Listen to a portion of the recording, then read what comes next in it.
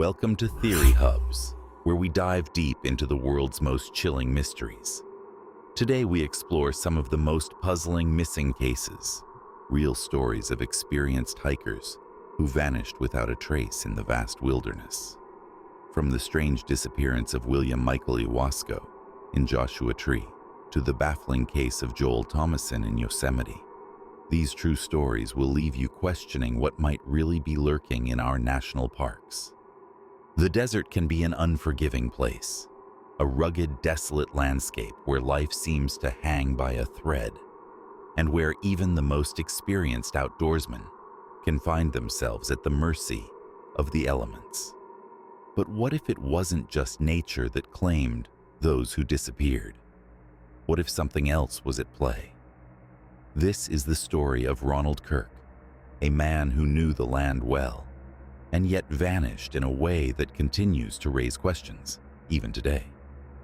It was January 16, 2012, when Ronald Kirk, a former Marine and avid hiker, set out for what should have been a routine trek through Red Rock Canyon in Nevada.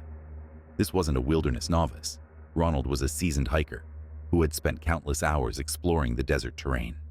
He had even told his friends where he was going, a familiar path in the Calico Basin. But by that evening, Ronald had not returned. His friends, alarmed by his absence, reported him missing. A massive search effort was launched. For days, search and rescue teams, helicopters, and volunteers scoured the Red Rock Canyon area, desperately trying to find any sign of Ronald. They covered miles of treacherous, rocky terrain, focusing on areas near popular hiking trails. Despite these extensive efforts, there was no trace of him. At first, investigators thought it could have been a tragic accident, perhaps a fall, maybe dehydration. But how could an experienced hiker vanish without a single clue left behind? Red Rock Canyon is vast, but it's also a popular area.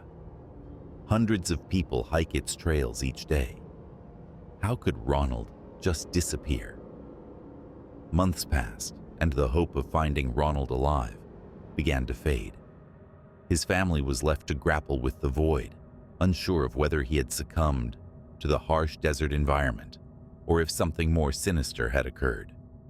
Then, in a disturbing twist, Ronald's remains were found months later, in June 2012, less than 200 meters from a well-traveled trail known as Turtlehead Peak. This area had been combed repeatedly during the initial search efforts. How could searchers have missed him so close to a trail frequented by hikers? Here's where the case turns even more perplexing. Authorities suggested that Ronald's body had blended in with the surrounding landscape, hidden by the red and brown hues of the rocks. But consider this: trained search teams, equipped with helicopters and drones, had been over the same area multiple times. Is it really possible for a body to go unnoticed for so long in such a frequently traveled area? Ronald's remains revealed no clear cause of death. There were no signs of trauma, no indication that foul play had occurred. Just like that, the desert had swallowed him whole, and no one could explain how or why. The only conclusion authorities could offer was that Ronald had died from exposure or natural causes. Yet, with no definitive answers, the case leaves far more questions than it resolves. Was this just a tragic case of misfortune, or was there something far more mysterious at work? The case of Ronald Kirk fits unsettlingly well into the wider pattern. Could Ronald's disappearance have been due to natural elements, or was it something more unexplained? Something we can't yet understand. Strange lights or UFO sightings have been reported in the vicinity, leading to wild theories that perhaps these disappearances aren't purely accidents. Could the same be true here? The lack of answers has left this case open to speculation and debate. Why was Ronald so close to the trail, yet unnoticed for so long? Was there a cover-up, an error in the search? Or could something more extraordinary be responsible? As you ponder these questions, think about the patterns in similar cases. There are countless instances where experienced hikers disappear under strange circumstances, only to be found in places that make no logical sense. Ronald Kirk's disappearance fits into this unsettling puzzle, leaving us to wonder what really happened in Red Rock Canyon. Imagine a serene camping trip in Yosemite National Park, a place where towering cliffs meet ancient forests and the peaceful beauty of nature surrounds you. But for 14-year-old Stacy Aris, what began as a simple hike turned into one of the most baffling missing person cases in the park's history. To this day, Stacy's disappearance leaves us with questions that defy explanation. It was July 1981, and Stacy, along with her father and a group of other campers, had reached the Sunrise High Sierra Camp, a picturesque site in the heart of Yosemite. The group had spent the day hiking, and by afternoon, they were ready to rest and take in the views. But Stacy, an adventurous teenager, decided to go on a short walk to a nearby lake, just a short distance away from the camp. She wasn't alone. An elderly man from the group accompanied her, but after a while he grew tired and decided to sit and rest while Stacy continued on her own.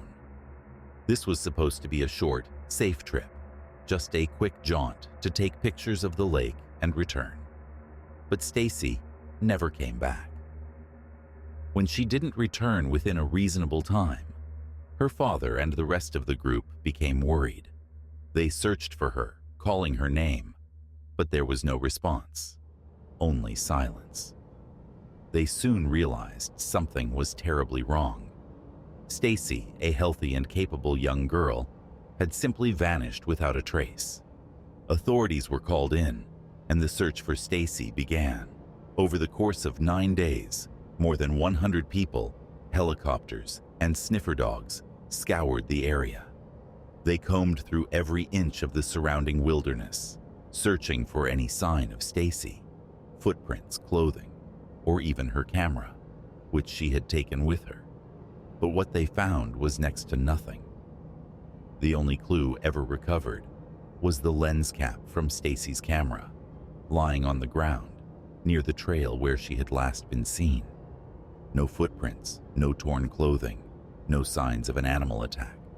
It was as if she had simply walked into the forest and disappeared into thin air. How could someone vanish so completely in such a short distance from such a well-traveled area?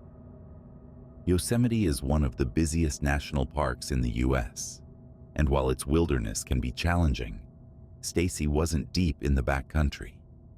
She was just a few minutes from a well-established camp, on a trail used by hikers and visitors daily. Her disappearance defies logic, and for many, it's this element that places it squarely in the category of a missing 411 case. One of the strangest aspects of the case came after the search concluded. David Paulides, a former law enforcement officer who has researched hundreds of similar cases for his Missing 411 series, tried to access the case files years later. He was met with resistance, an unusual level of secrecy from the National Park Service. A special agent informed him that the case file would not be released, leaving Paulides and many others wondering why. Why would such a routine missing person case be treated with such confidentiality? Some believe that there could be more to Stacy's disappearance. There have been whispered connections to UFO sightings in the Yosemite area around that time, fueling speculation that her case might be part of a larger unexplained phenomenon. Others think it could be tied to a series of other mysterious disappearances in national parks, cases where people go missing in areas that have been thoroughly searched, only to be found later in places they shouldn't have been able to reach. Was Stacy's disappearance the result of foul play, an accident, or something far more mysterious? The fact that no body, no belongings, and no definitive clues have ever been found makes it one of the most chilling, unsolved mysteries in national park history. What do you think happened to Stacey Aris? Could this be a case of a tragic accident, or is there something more mysterious at play? Let us know in the comments below, and don't forget to subscribe to Theory Hubz for more chilling unsolved mysteries like this one. Joshua Tree National Park is a place of rugged beauty with vast expanses of desert and towering rock formations. But for William Michael Iasco, a 66-year-old experienced hiker, that landscape became the setting for a mystery that has left both investigators and his family searching for answers. William set out for a solo hike in June 2010, heading to the Juniper Flats area of the park. An experienced outdoorsman, William was well prepared and had informed his girlfriend of his plans. When he didn't return by the evening of June 24th, as planned, concern grew quickly. The next day, his car was found parked at the trailhead, untouched, but there was no sign of William. This sparked a massive search effort.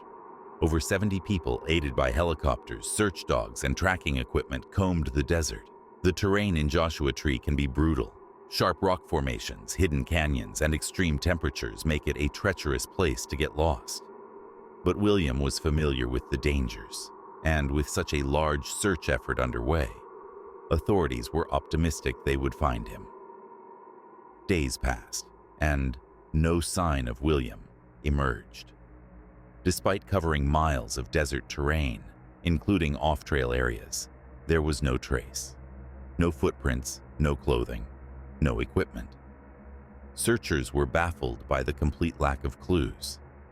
The desert's mysteries. Joshua Tree is known for its harsh and desolate beauty, but it's also a place where strange things can happen. Experienced hikers like William don't just disappear. Theories emerged about what could have happened. Perhaps William had wandered off trail, disoriented by the intense heat and dehydration. The desert sun can distort familiar landmarks, making even seasoned hikers lose their way. But even in that case, searchers should have found something. In similar cases, hikers leave behind clues, clothing, gear, even water bottles. Yet here, there was nothing. Some speculated that William may have fallen into one of the park's hidden crevices or deep ravines, areas that are nearly impossible to search fully. Joshua Tree's rocky landscape is filled with concealed drop-offs and caves that can swallow a person whole. But again, no tracks or signs led searchers to these areas. Another theory was that he might have gotten injured or collapsed from heat stroke. However, even with such a scenario, William should have left some kind of sign along his path. Yet, this case remained different. There was nothing. The lack of footprints or disturbances in the sand only deepened the mystery. How does someone vanish in such an open, expansive space? What's particularly strange is the environment itself. Joshua Tree, with its towering rocks and labyrinth-like canyons, can disorient even the most skilled hikers. The climate is unforgiving, with scorching heat during the day and freezing temperatures at night. Still, William knew these risks, and it wasn't like him to lose his way so completely. Eerie parallels. William's disappearance fits a pattern seen in other missing 411 cases. Outdoorsmen, often experienced, who vanish without a trace in well-traveled areas. Despite exhaustive searches, no physical evidence is ever found. This case echoes similar disappearances where people are found years later, or in locations that had been previously searched. Could William have met a similar fate, falling victim to the strange and unexplainable forces that seemed to surround these cases? Helicopters flew over the area repeatedly, and experienced trackers swept the terrain, but no clues ever surfaced. This led some to wonder whether something far stranger had happened. Could he have encountered a hidden threat in the desert? A treacherous, unseen danger that led to his disappearance? UFO sightings have also been tied to various other missing persons cases in national parks, though no evidence of such activity was linked to William's case. But the question remains: how could an experienced hiker vanish without leaving a single clue behind?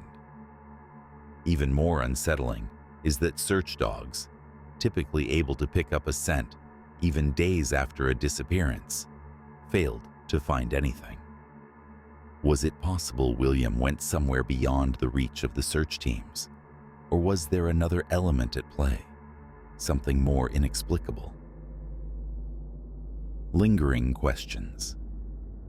The search for William was eventually called off after weeks of effort.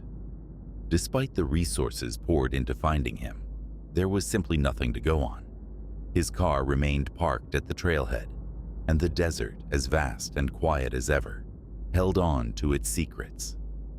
To this day, William Michael Ewasko's disappearance remains a mystery.